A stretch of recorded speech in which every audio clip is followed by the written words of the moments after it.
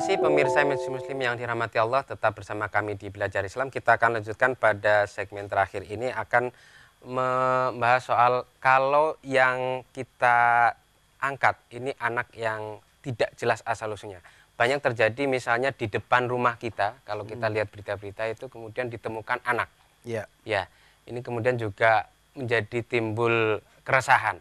Kemudian juga ada istilah anak haram atau anak pungut dan sebagainya. Ini bagaimana sebetulnya pandangan Islam tentang soal ini? Yang pertama, yang namanya anak itu tidak pernah punya dosa. Jadi kalau kita menemukan anak di depan rumah kita nangis, emaknya nggak ada karena merasa malu, terlahir tanpa punya bapak. Hakikatnya si anak itu tetap anak suci. Anak suci ya. Yang haram itu perbuatan bapaknya atau emaknya tadi. Kullu mauludin yuladu alal fitrah. Jadi dia lahir dengan membawa fitrah kesucian, meyakini Allah sebagai Tuhan yang Maha Esa. Itu semua anak. Ala taziru waziratun wizra ukhra. Dia juga nggak bisa dibebankan untuk memikul dosa yang dilakukan bapak dan ibunya. Nah, karena anak itu kodratnya, fitrahnya dia suci, ketika kita tahu ada anak yang terlantar, kita wajib mungut anak itu, ngambil anak itu, diselamatkan dulu. Kalau ada kelebihan biaya ya kita pelihara. Kalau nggak ada, kita sendiri susah, nggak punya uang, nggak punya kelebihan rezeki, maka biaya untuk ngurusi anak ini bisa minta kepada negara atau minta ke Baitul Mal.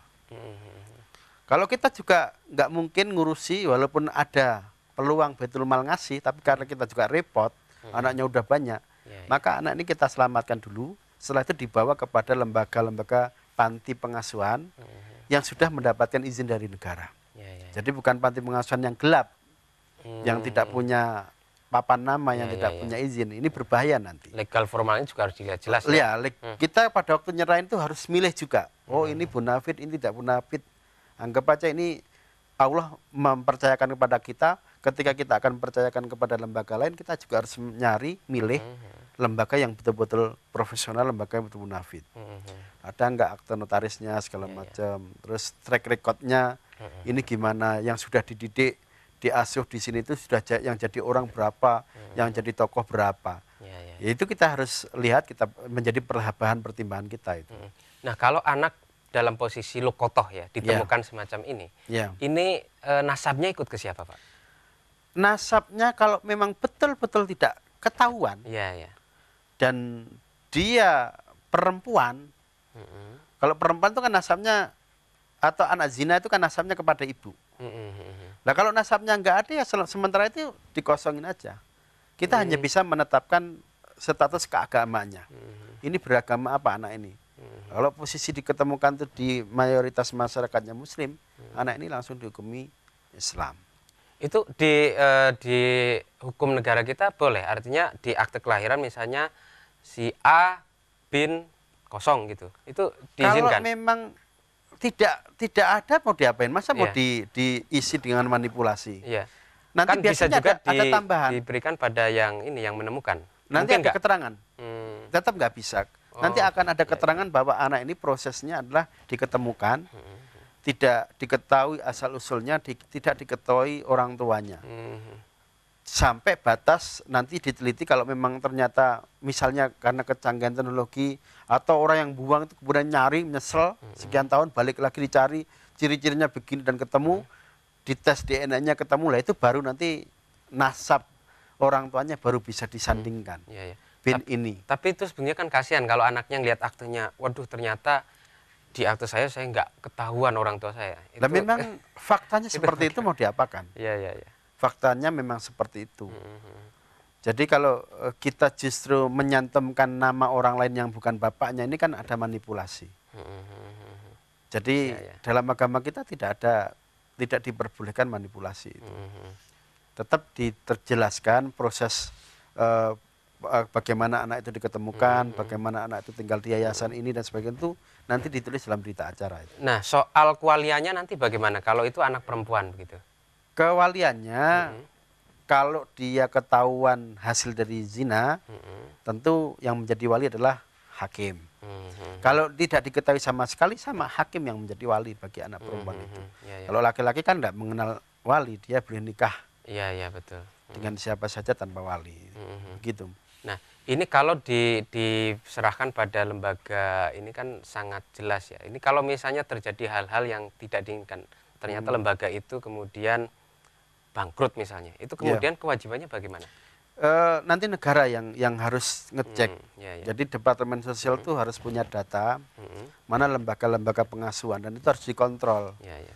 Mana yang jujur, mana yang diselewengkan, mana yang kelihatannya itu lembaga pengasuhan padahal itu mau dibawa ke luar negeri. Ya, ya, itu kan Dijual banyak misalnya. penjualan gitu.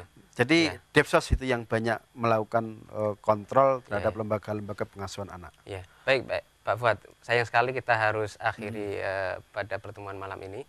Ya, mungkin dari awal sampai akhir kita membahas soal adopsi ini, ada beberapa kesimpulan yang ingin Pak Fuad sampaikan. Silakan. Yang pertama bahwa adopsi dalam arti mengangkat atau mengambil anak orang lain untuk dipelihara, dididik, diperlakukan seperti anak kandungnya, kemudian bahkan hubungan nasab dengan bapak kandungnya itu diputus. Anak ini kemudian mendapatkan bagian waris dari bapak angkatnya. Ini dalam Islam tidak ada. Jadi konsep seperti ini dalam Islam tidak ada. Islam sangat menganjurkan kita untuk membantu yang lain, yang kekurangan secara ekonomi, yang kurang beruntung secara ekonomi, ikut dididik, diperlakukan seperti anak kandungnya, tapi tetap anak ini kan ayah kandungnya, ibu kandungnya tetap harus yang asal, tidak boleh ditutupi, tidak boleh diputus itu. Bahkan anak angkat ini tetap diperlakukan sebagaimana orang lain. Dia boleh menikah dengan ibu atau bapak angkatnya. Kalau terjadi sentuhan kulit yang lawan jenis wudhunya batal, tidak boleh melakukan kholwat, tidak ada hubungan mahram, tidak ada hubungan waris dan sebagainya. Ini konsep yang ada dalam Islam. Nah, tetapi satu hal bahwa Islam itu semangatnya ingin berbagi, ingin membantu, ingin menolong. Makanya kalau kita mendapatkan ada anak terlantar, kewajiban kita adalah bagaimana menyelamatkan orang itu, kemudian memelihara, mendidik, dan menjadikan anak itu dewasa sampai siap untuk menghadapi masa depannya. Saya kira begitu. Ya, terima kasih Pak. Ya, artinya bahwa Islam mengajarkan bahwa hubungan darah itu adalah sesuatu yang sangat mulia. Karena itu kita sebagai manusia tidak punya hak untuk kemudian memutuskan dengan alasan bahkan pengangkatan anak, begitu Pak ya. Ya, dan tapi Islam juga mengajarkan kita tidak boleh lupa untuk membantu orang lain yang terlantar, yang kemudian apalagi banyak anak yang ditemukan di jalan, di depan pintu kita, itu tetap kewajiban kita untuk bagaimana mengasuhnya dan membesarkannya sebagaimana yang bisa dilakukan oleh seorang tua gitu. Baik. Baik, pemirsa MC Muslim yang dirahmati Allah, sayang sekali kita harus akhiri pertemuan kita pada hari ini. Jangan lupa saksikan kami di Belajar Islam setiap hari pada pukul 20 sampai 21 waktu Indonesia Barat hanya di MNC Muslim. Jika Anda ingin menyampaikan kritik maupun saran, silahkan sampaikan via Facebook maupun Twitter di alamat email kami belajarislam_282@yahoo.com.